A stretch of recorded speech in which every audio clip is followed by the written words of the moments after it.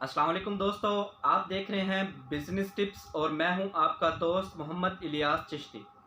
उम्मीद करता हूं आप सब खैरियत से होंगे। वीडियोस बनाने का सिलसिला शुरू था वॉशिंग पाउडर बिजनेस के ऊपर।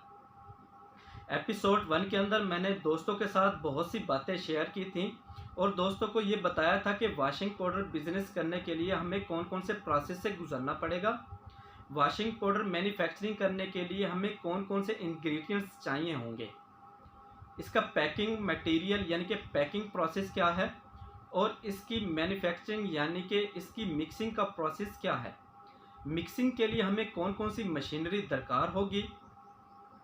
फॉर एग्जांपल, अगर आप वॉशिंग पाउडर यानी कि आप मैन्युफैक्चरिंग का कोई भी बिजनेस करना चाह रहे हैं जो केमिकल के रिलेटेड है, तो इसमें सबसे पहला आइटम जो होता है, जो जिसे हम मेन आइटम बोलते हैं, वो वॉशिंग पाउडर है।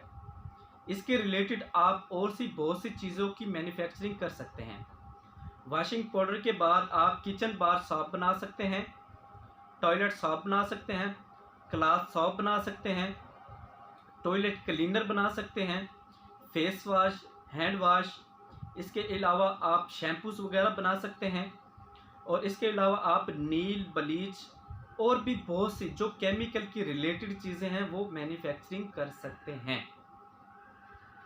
इसके बाद मैंने आपको मशीनरी के मुतल्लिक गाइड किया था कि हमें मशीनरी कौन कौन सी चाहिए। वॉशिंग पाउडर और किचन बार सॉप और भी बहुत सी चीज़ें जो दोस्तों के साथ मैंने शेयर कर दी हैं। इसके लिए यही मशीनरी दरकार है और इसी मशीनरी पर हम मैन्युफैक्चरिंग कर सकते हैं। वॉशिंग पाउडर बनाने के लिए हमें मिक्सर चाहिए होता है, जिसे मिक्सर मशीन बोला जाता है। इसमें मशीन बनाने में जो मटेरियल इस्तेमाल होता है वो MS यानी कि लोहे में, नंबर 2 स्टीललेस स्टील में। तो जिस दोस्तों के पास इन्वेस्टमेंट कम होती है, मैंने सबसे पहले यही इन्वेस्टमेंट के ही रिक्वायर दोस्तों के सामने रखी थी कि जो भी दोस्त बिजनेस करना चाहता है तो सबसे पहले वो अपनी इन्वेस्टमेंट देखता है कि मैंने कितनी इन्वेस्टमेंट से बिजनेस को करना है। तो अगर तो मटेरियल हम लोहे में इस्तेमाल करते हैं तो वो सस्ती मशीनें तैयार होती हैं, क्यों कि पाकिस्तान में जो लोहे का रेट है वो स्टीललेस स्टील की निस्बत कम है। मिक्सर मशीन की कैपेसिटी के ऊपर डिपेंड करता है कि हमें कितनी कैपेसिटी यानी कि एक ही टाइम में वॉशिंग पाउडर की जो मैन्युफैक्चरिंग हो या एक बैच वॉशिंग पाउडर का निकले, वो कितनी कैपेसिटी में निकलना चाहिए। इसमें कैपेसिटी वाइज मशीनरी तैयार होती है। सबसे कम और सबसे छोटी जो मशीन है उसके अंदर तकरीबन 20 kg वॉशिंग पाउडर आप मेकिंग कर सकते हैं। इसके बाद नंबर 2 पर इससे बड़ी मशीन, उसमें आप तकरीबन 40 kg वॉशिंग पाउडर मैन्युफैक्चरिंग यानी कि वॉशिंग पाउडर को मेकिंग कर सकते हैं। Number 3 50 kg, number 4 80 kg, number 5 100 kg, number 6 150 kg और नंबर 7 200 kg। इन्वेस्टमेंट पे डिपेंड करता है कि हमने कितनी इन्वेस्टमेंट और कितनी कैपेसिटी के अंदर मशीन को तैयार करवाना है। स्टीललेस स्टील में अगर हम बात करते हैं तो वो MS की निस्बत मशीनरी थोड़ी सी महंगी बनती है, लेकिन उसकी लाइफ अगर देखी जाए तो लाइफ उसकी MS से तकरीबन 2 गुना ज़्यादा होती है। उसके बाद हमें ग्रेडर चाहिए। ग्रेडर का जो फंक्शन है वो वॉशिंग पाउडर को ग्रेड करता है। ग्रेड से मुराद कि वॉशिंग पाउडर जब आप मेकिंग करते हैं, मेकिंग करने के बाद जब वॉशिंग पाउडर आप मशीन से निकाल लेते हैं तो उसके अंदर कुछ बची कुछ डलीज रह जाती हैं। डली जब आप सोडे ऐश के ऊपर सल्फ्यूरिक एसिड डालते हैं तो जब उसका रिएक्शन हो रहा होता है केमिकल के अंदर तो कुछ डलीज बन जाती हैं। उस डली को क्रैश करने के लिए आपको ग्रेडर चाहिए। ग्रेडर का जो फंक्शन है सबसे पहले तो ये है कि वो आपकी बची कुची जो सरफ की डली है उसको ग्रेड कर देगा। उसके बाद आपके सरफ को ड्राई कर देगा, यानी कि अगर आपकी रेसिपी वॉशिंग पाउडर की कुछ लिक्विड फॉर्म में है तो उसको ड्राई भी कर देगा। नंबर 3 उसके अंदर जो ग्रेडर के अंदर जो स्टेनलेस स्टील की जाली लगी होती है वो सर्फ को दानेदार बनाती है। उसके बाद ग्रेडर के बाद आपको चाहिए packing machine. Washing powder packing करने के लिए आपको जो मशीन चाहिए उसमें मशीन के अंदर भी काफ़ी क्वालिटी वाइज हैं। इसके अंदर भी एमएस में भी तैयार हो जाती हैं और स्टेनलेस स्टील की चादर कवर जो होती है उस पर भी आप तैयार करवा सकते हैं। इन्वेस्टमेंट पर डिपेंड करता है कि आप कितनी इन्वेस्टमेंट या कितने प्रोडक्शन के अंदर मशीनरी परचेज करना चाहते हैं। एपिसोड 2 के अंदर मैंने दोस्तों को बताया कि बिजनेस को सिलेक्शन करना है, उसके लिए हमारा माइंड क्लियर होना चाहिए, यानी कि 100% हमारा माइंड एक बिजनेस के लिए बन जाना चाहिए। हम जो भी बिजनेस कर रहे हैं उस बिजनेस को सिलेक्शन करने के बाद उस बिजनेस को हमने ब्रांड रजिस्ट्रेशन के प्रोसेस के ऊपर लेकर आना है। क्योंकि हम अब बिजनेस जो है अपने नाम से, यानी कि अपने ही ब्रांड और अपने नाम से ही लॉन्च करना चाह रहे हैं। तो इसके लिए सबसे पहले नाम की सिलेक्शन की जाती है कि हमने अपने ब्रांड का क्या नाम रखना है।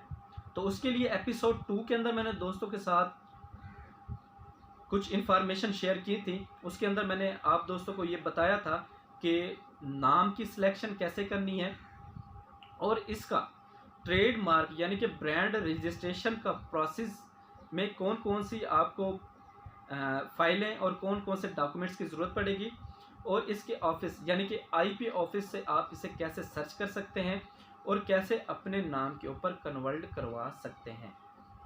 ये एपिसोड 2 के अंदर मैंने दोस्तों के साथ शेयर किया था। और आज की वीडियोस एपिसोड 3 मैं दोस्तों के साथ शेयर करूंगा कि जब आपका ब्रांड रजिस्टर्ड हो जाता है तो उसके बाद इसका जो प्रोसेस होता है वो लोगो का होता है। यानी कि लोगो से मुराद यानी कि आपके ब्रांड का डिज़ाइन। बहुत से डिज़ाइन होते हैं, मैं दोस्तों के साथ शेयर करता हूं और दोस्तों के साथ मैं दिखाता भी चलता हूं। तो उसके लिए आपको सबसे पहले अपना लोगो तैयार करवाना होता है, अपने ब्रांड का डिज़ाइन। उस लोगो के ऊपर आप अपनी मैन्युफैक्चरिंग बाय, अपना बारकोड, अपना टेलीफोन नंबर और अपनी फैक्ट्री की लोकेशन, ये सब चीज़ें आप उसके ऊपर मेंशन करवा सकते हैं। तो लोगो बनवाने के लिए जो इसका प्रोसेस है वो ये है कि अगर आप कंप्यूटर को अच्छी तरह जानते हैं, डिज़ाइन एडिटिंग करना जानते हैं, या इसके अलावा अगर आपको डिज़ाइन नहीं बनाना आता या नहीं बनवाना आता तो आप उन हजरात से रब्ता करेंगे जो डिज़ाइन या लोगो बनाते हैं। कुछ ऐसे कस्टमर भी हैं, कुछ ऐसे भी मिलने वाले होते हैं जो मेरे ज़िम्मे लगा देते हैं कि इलियास भाई आप इसको हमारे लोगो को और हमारे डिज़ाइन को बनवा कर दें।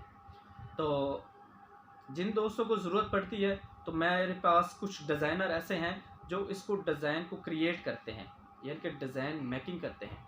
तो वो नंबर मैं शेयर कर देता हूँ। तो आप जो है जो दोस्त ट्रेडमार्क ले लेता है तो वो अपना डिज़ाइन, अपना लोगो आसानी से मेकिंग करवा कर बनवा कर अपना डिज़ाइन को मेंशन कर सकता है।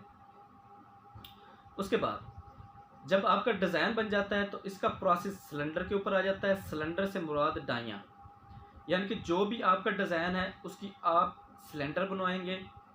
अगर हम देसी ज़बान में बोलें तो उसे हम डाइयाँ बोलते हैं। आप अपने ही डिज़ाइन की डाइयाँ तैयार करवाएंगे।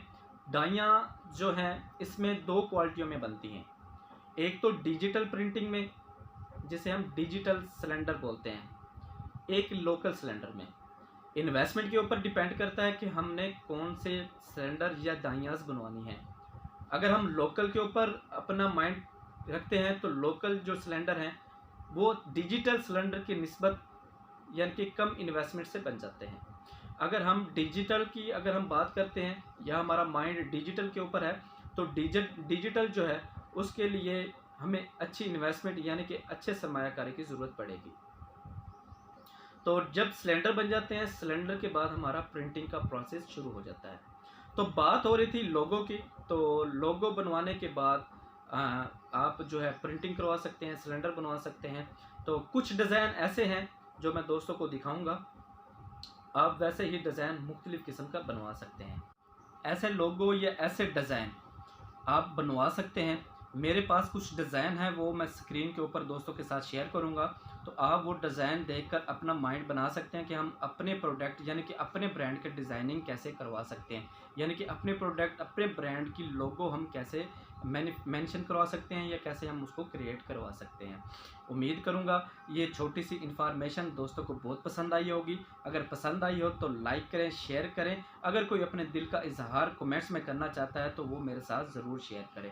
दुआ में याद रखिएगा। आपका दोस्त, आपका भाई मोहम्मद इलियास चिश्ती, पाकिस्तान जिंदाबाद।